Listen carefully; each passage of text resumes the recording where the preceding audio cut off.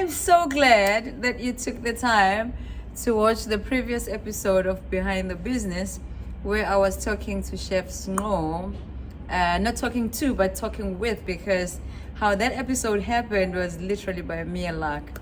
We were driving to the park and we were talking about the struggles and hurdles of our own business, and bam, there we were, talking about the differences between entrepreneurship and self-employment. And today I am back on my own. She's not very far, by the way, as I'm talking to you. I am back, but on my own, to speak to you about money. My goodness, do we owe people or people owe us in this business of ours? Did I hear somebody laugh? Okay. All right.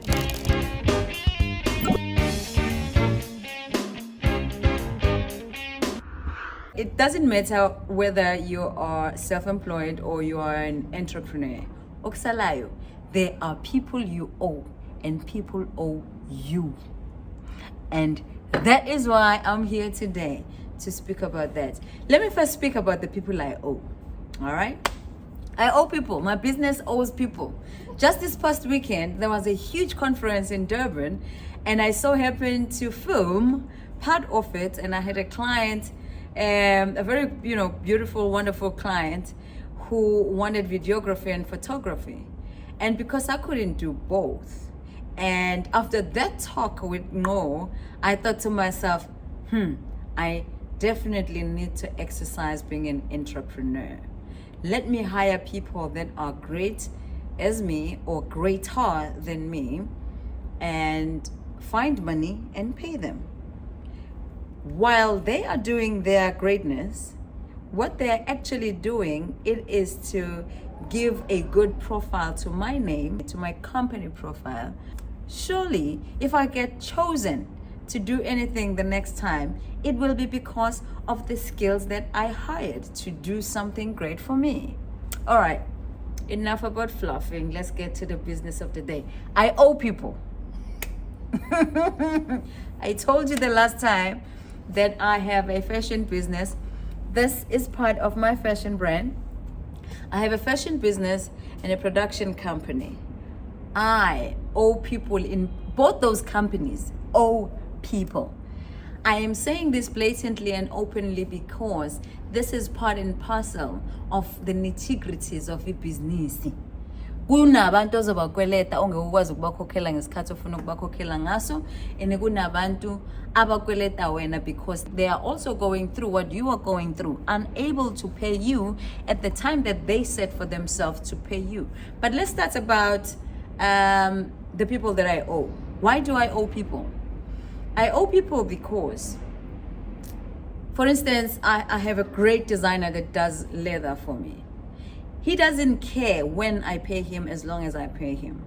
He trusts me and believes in me, and I have never not paid him except for now. So a person like that will be lenient with me when I say, I do not have money yet, can you please wait for me for a while? Let me sort my finances, I'm coming back to you. They'll also be free to give me their service and product because they trust me that I will pay them back, because I do not have a record of not paying people.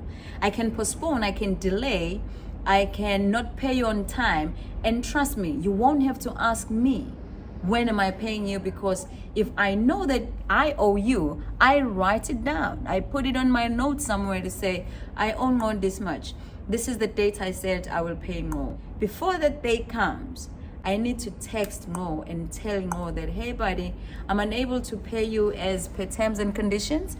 However, can you give me some more time? I'll pay on such and such a date. So the people that I owe right now, which are probably, I think there are 3.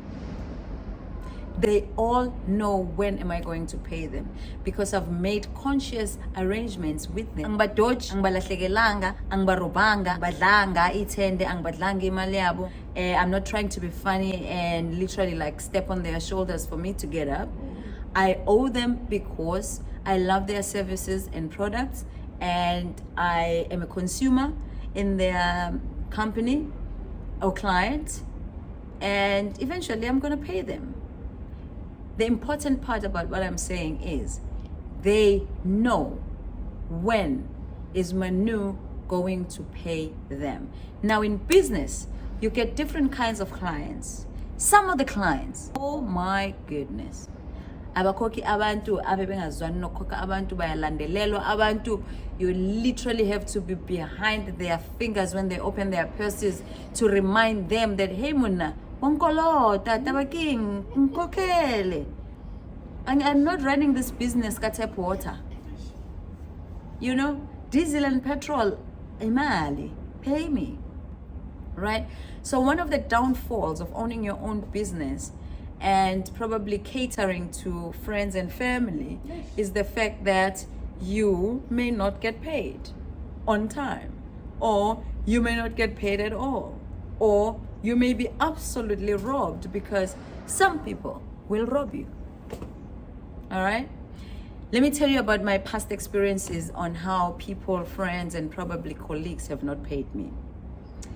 Part of what Motive does is social media management for events, for different sorts of clients, because this seems like fun and it doesn't seem like a lot of work for people who don't understand what social media is about.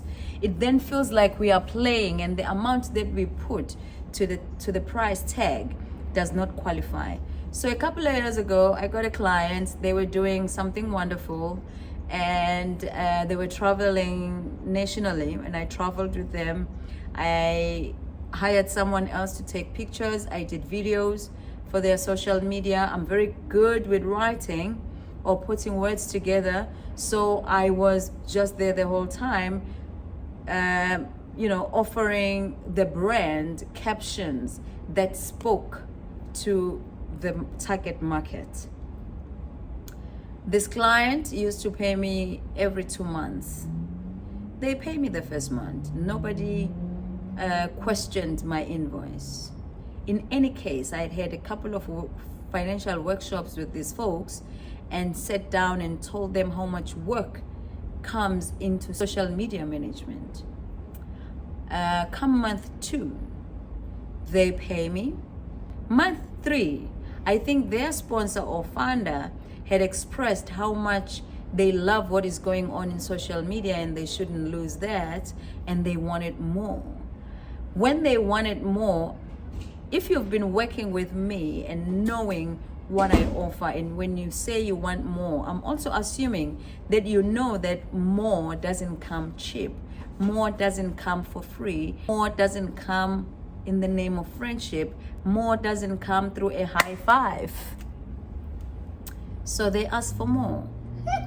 In giving them more, I had to hire someone else. I did not ask for a favor from that person. I did not sleep with them. I did not ask for a favor. I hired them. They come along, we go to a different province, we do the deeds, and we come back.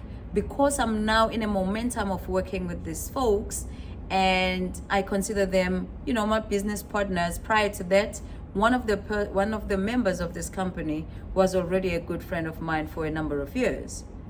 How? Ifike i-period yokusenda i-invoice, ngiyisende i-invoice, ngiyilinde i-date yokufika kwemali, mali lutho. Ngize ngifake a very proper business-like email to ask what has happened with my payment, and I get very lousy feedback, report back, and so on. And furthermore, I get a call or a visit. I am now questioned about my services and products. And in my head, I'm already thinking, you did not question me the first month. You did not question me the second month. Why are you questioning me on the third month when you have added other responsibilities and roles on what I've been doing thus far? Did you think that was just magical? All right. Fair enough. I then say, how much can you afford from the bill? How much can you afford? They tell me, what do they tell me? I think izinto just got ugly. I don't even remember what they told me. Izinto just got ugly, and it was evident that they were not gonna pay me. And because we had had a very long-standing friendship with these folks, I then had to say, if you don't respect me in business, if you don't take me serious in business, I don't think that you deserve my friendship. So if you don't pay me, please know that our friendship is destroyed from this day going forward. I meant what I said, and I took a stance on that. Skatis Hambe, years later, not years later, but maybe a year and a couple of months later, someone from the team calls me. They miss my friendship. They miss, talking to me about this and this and that. And, to be quite honest, I did not even remember their voice. When they called me, I was like, hello, hey, who am I talking to? I'm sorry, who? I deleted their numbers. I cut them off from my friendship circle because I thought, if you are my friend and you know how much I hustle, you would then be in a position to understand how much I put in to work as a freelancer, as a contractor, as a self-employed person, or an entrepreneur. And I did not need to be surrounded by people who do not take my work for the value that it is worth. This is something we were talking about with Snow in our last episode, that when you have a business, it is important that you surround yourself with the like-minded people that will understand what you are going through in your private moments without even you talking so deep about the struggles that you are going through with your business. If you have been to school to study any sort of business and gained any formal education on business, maybe these struggles are less. But if you haven't, and you're a person like me who is driven by a passion and sees an opportunity of creating a business based on the skills or skill sets that I have and learn everything along the way, then these struggles and hurdles are part of your, daily business. I am sharing this today because I have gone through it all. Let me tell you another story. Omunye, I was working for a big production company in Joburg, and I didn't have time really to go and service anything or anybody else. But they had begged me so much. Hey, I've got a group of young people who are doing this and this and this and filmmaking. I'd love you to come and speak to them in design activities and so on and so forth. There I am. I designed a day's worth of a program, right? Activities that have to do with television, with film, with roles and responsibilities within the television industry, including a whole speech that I was gonna end the day with. I take time off my work and I go to my friend's academy and I teach these young people about anything and everything that I know. That is my intellectual property. Actually, before that, he asked me how much will this be, and I told him this is costly because I'm familiar with camps, with designing programs for youth camps, and those don't come cheap because you design things from scratch. However, you are my friend, you are my buddy. I know how much you do for the youth. I am of the same idea and same breath. So for you, I'll make it how much? Probably from an amount that I'll probably charge, I cut off about 60%. Fast forward, I'm at the venue. I am doing this training for the whole day. I've taken time off from Gwamlungu. Okay. I've taken time off from Gwamlungu because umngani wami ngithi ufuna service yami. Ngiye kuye and I come out of there. All the students are excited and happy. They want to keep in touch with Manu afterwards. They feel that I can be a mentor and so on and so forth. Gwang, gwang, gwang. I send an invoice. Gwang, gwang, gwang. It's 4 years later. I haven't been paid. I haven't been paid. I said the same thing to this person. Pay what you can afford. This is my rate, however. Pay me what you can afford. They've never paid me. In them not paying me, we've also lost years of friendship because I do not understand Why would I still keep in touch with you if you do not respect every aspect of who I am? Mind you, this is what I'm doing right now. I told you in the beginning that I owe some people. To maintain that friendship, to make sure that people don't hate me, people don't speak about my business bad and causing bad marketing for my brand, I have to talk to people prior to them talking to me. I have to tell people that, hey, I am unable to pay you because my business is not bringing in income. My friends will understand that. Why is it that other people don't say that at all? Okay, leave the friendship part alone. You get a total stranger, somebody who's being referred to you to come for products and services that you are offering. They come to you through a referral, and because you know somebody who knows somebody that has brought them over, you are like, okay, cool, I can start working with you. And because you've been bruised too many times, you feel like, I cannot go through that thing again. So let me protect myself. Let me create a contract that will safeguard my services, my product, my company, my money.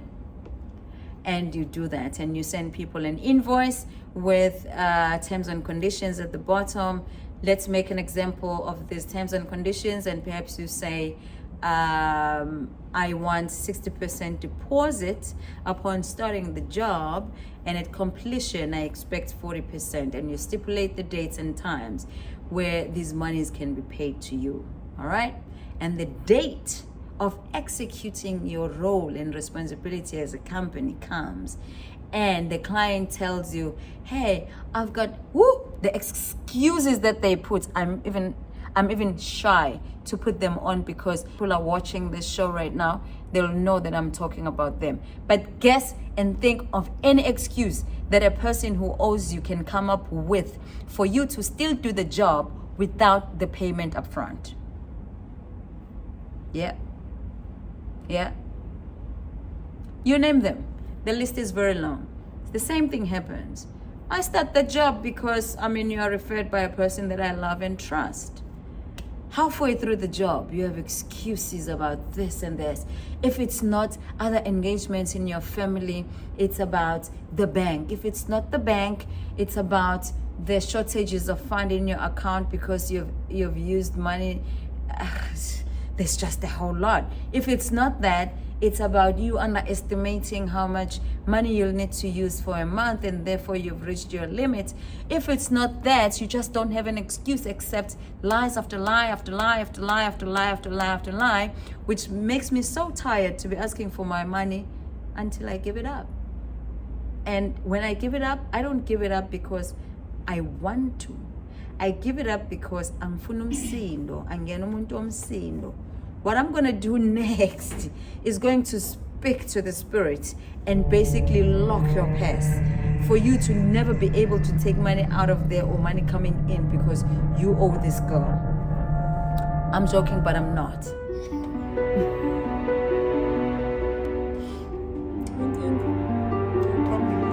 You understand?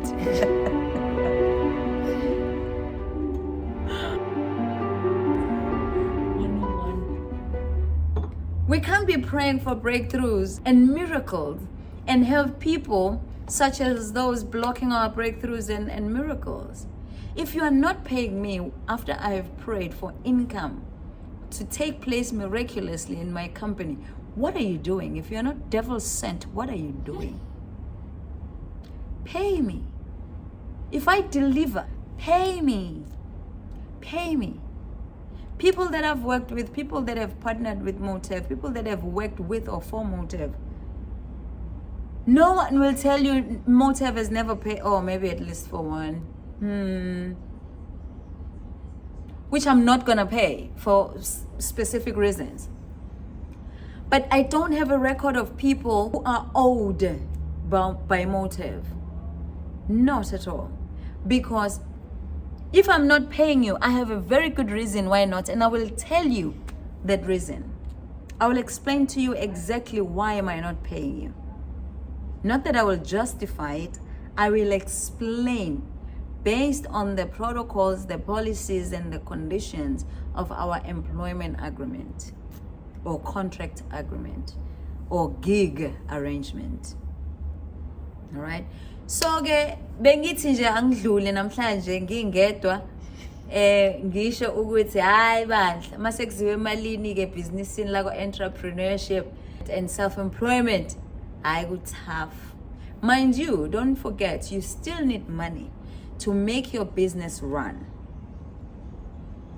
You need money to make your business run, and without money that is of your own, you can fund your own business. If that money is not coming from you, it means it needs to come from clients. If you don't have clients, it means you don't have a business. There are certain things, for instance, I'll make an example with the fashion business, Ladyboy. Ladyboy, I've got two options. I can design clothing and leather bags using my own funds from elsewhere to sell. That is the first option. The second option is I can make samples of what I will sell in the future and have people order and use their money to create things for them and buy more material to create things for stock, have them pay back, take that money, continue to create things for stock. At Motive, however, it works differently. I need clients to say, I want images, I want videos, I want content, I want this for me to make money. So all I can do in the meantime to attract money, it is to create that type of quality of production to keep as a sample for when a person says, so what does Motive do? And I say, go to YouTube, go to Instagram, speak to this client. These are the people I've done this and this and this for. Or go to this page. If I do social media for them, go to this page. This and this and this is what Motive has done. But in essence, it's very rare. I know that people do say this, start from where you are with what you have. But the reality of it is you can do so, yes, but you also need money. You need money to move around. You need money to create samples. You need money to, you just need money. You just need money.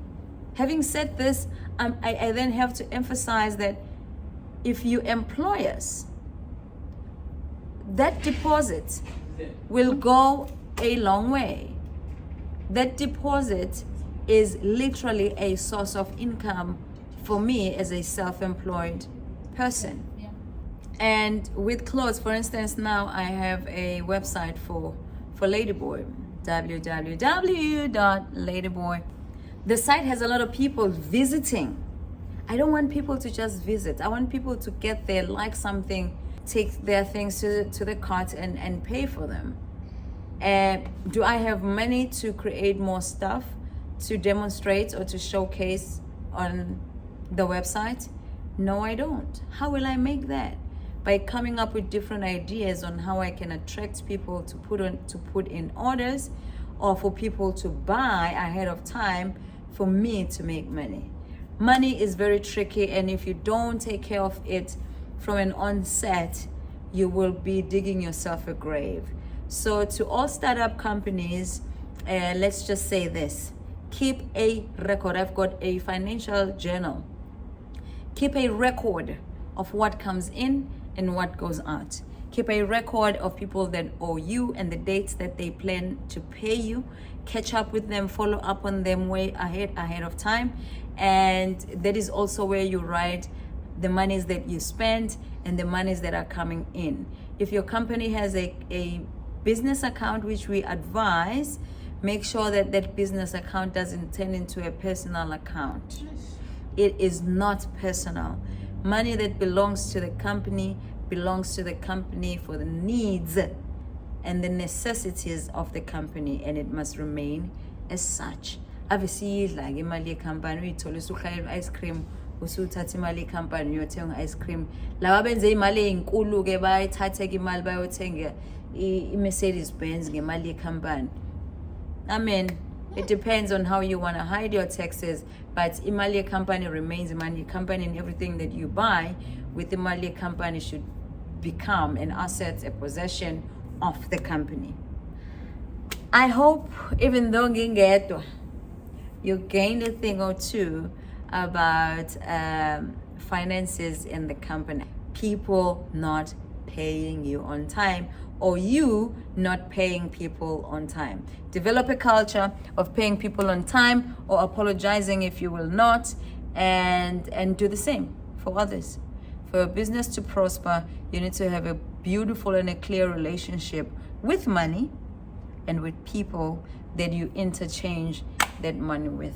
I hope that this was worthwhile for you. Tune in again when we meet up here in this space where we speak about the things that happen behind the business. And I hope that next time when I speak here, I will not be alone. Do you want to see where my partner is? You are so horrible. Can you do that? She's right here watching it all. She said, this topic, friend. No, I ain't coming. I ain't coming. Well, I'm here. I'm here. See you next time. Thank you so much for watching. Love you, Manu.